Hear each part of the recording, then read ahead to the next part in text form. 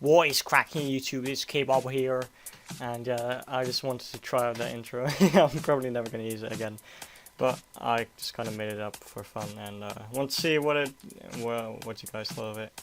But yeah, it was just a little joke. So basically, it's like a I'm just gonna upload my final black and white 2 battles I have backed up. I'm still about 19 after this one, so yeah, I definitely have a lot of them, and with all of them I'm probably gonna use the green screen background, and it's definitely a lot of fun, as you can see in a second. It actually looks really cool, and this is, by the way, a UE battle, and it was a pretty decent one. So yeah, let's just jump right into it, and as you can see here, it looks just fantastic. So he's going to lead off with his Aerodactyl named Gligar, because it does kind of look like a Gligar that way. So I'm going to lead with my Frostlass, but unfortunately it doesn't really work out, so I'm going to switch into my Kabutops, because it's physically defensive, and yeah, I know, physically defensive Kabutops. I just wanted to try that on UU, because it kind of fits in the core of physically defensive Arcanine and especially defensive Roserade. It kind of fills in the gaps, and Rapid Spin is cool as well. And as well as Southrock, so yeah. So basically what I'm going to do now is I'm going to switch out into my Frostlass, predicting the close combat. And yeah, so I indeed predict that correctly. He doesn't go for like the Stone Edge or something. So that's always a good thing. So, and seeing that this is a defensive Hitmontop by the looks of things, I figure I can take any hit, even though I'm not that bulky. And indeed I can survive one hit.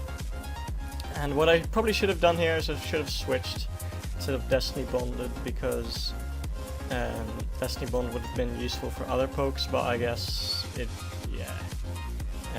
doesn't really matter, because you know this match is like 1 year old, I think, at least. So yeah, this thing dies, and well, both the guys die. Wow, I'm a little rusty. Okay, so in comes this Pedo Coffin. He does have some pretty decent nicknames, if I may say so.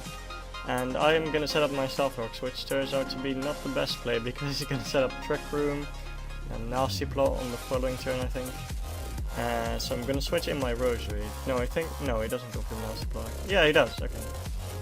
And you're gonna see how well specially defensive Roserade is gonna take the Shadow Ball in a second. And as you can see here, it does take it pretty decently, but he unfortunately does get the special defense up, and the Giga Rain doesn't do that much, unfortunately. I was expecting it to do like a tad more, because you know, its special defensive is only subpar and its HP is just terrible. And Roserade does look a bit different with this background, but that's because Roserade is green. So yeah, unfortunately, because of the special defense drop, I won't be able to survive the next Shadow Ball, which is unfortunate. So in comes my Honchkrow, and the obvious Sucker Punch is obvious, so I'm just going to go for the Substitute, actually. And that's definitely a decent play on my part. This was kind of like back in the day when I honed my prediction skills, but nowadays I'm like pretty terrible at predicting. Since the Wi-Fi Battle Finder has gone down, I think most people have been getting rusty with predicting, because you know, you don't get as much experience, because you only have like 1 match a week or something like that. And yeah, my Brave Bird unfortunately doesn't take him out, and he does break my substitutes, and unfortunately I did lose my Moxie ability. So that's why after this turn I am going to switch, because I do want that Moxie for sweeping later. In comes his Heracross now, which does also look a bit different. And in comes my Arcanine actually, my physically defensive Arcanine, and it takes this close combat pretty well, so I'm thinking that this Heracross is scarfed. And yes, I know close combat looks different as well now, thanks to the background.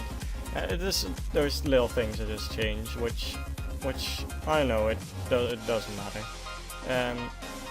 In comes his Aerodactyl again, and I luckily don't miss my Will-O-Wisp here.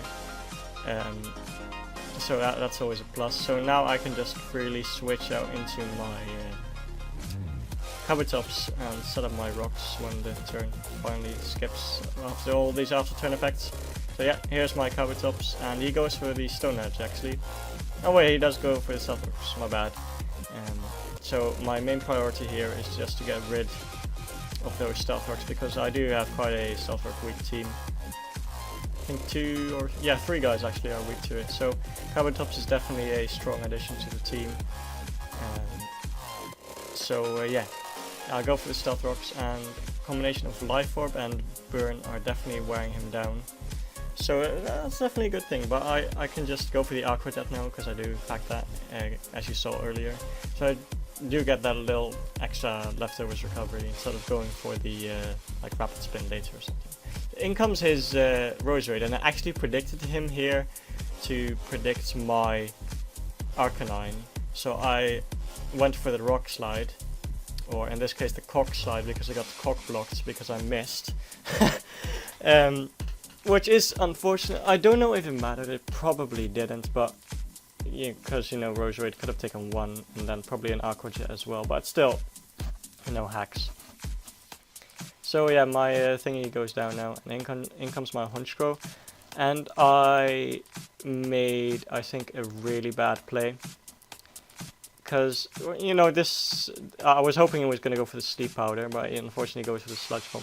Here I'll make a terrible play. I just totally overestimate Honchkrow's bulk and Roserade's special attack. Roserade has a good special attack, I think it's like 130, and I just die. I should have just went for the Brave Bird. I made just a terrible play by staying in. So yeah, in comes my Arcanine now, and you know, it's a pretty good counter actually to this Roserade, especially since it can't dish out too much damage. And by looks of things, my Flamethrower isn't a 2-hit KO because Black Sludge is a thing. That's unfortunate. Luckily it doesn't poison me with the Sludge Bomb. The Sludge Bomb is doing a bit more than I hoped it would, but that's just what you're gonna do. So yeah, as you can see here, my Flamethrower does fail to KO. That doesn't really matter,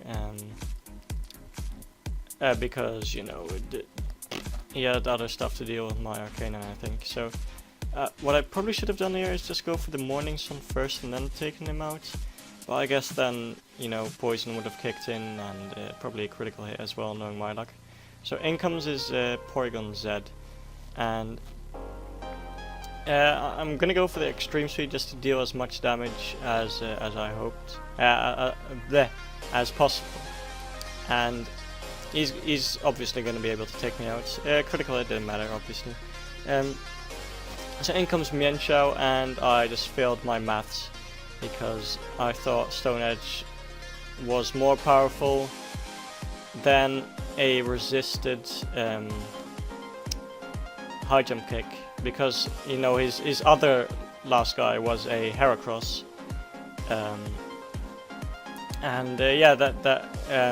but actually high jump kick is a little bit more powerful, so then it would have been a 1-0, but Heracross would have been able to take a high jump kick unless, you know, hacks would have happened. So I guess it didn't really matter, and my Mienshao was Jolly Scarfed, by the way, or Naive Scarfed.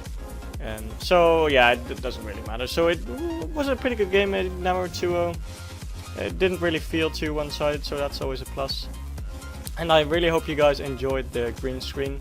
If you did, leave a like, let me know what you think about it and what kind of theme you would like to see next. This one was Galactic Voyage, and the music you're hearing right now is also called Galactic Voyage.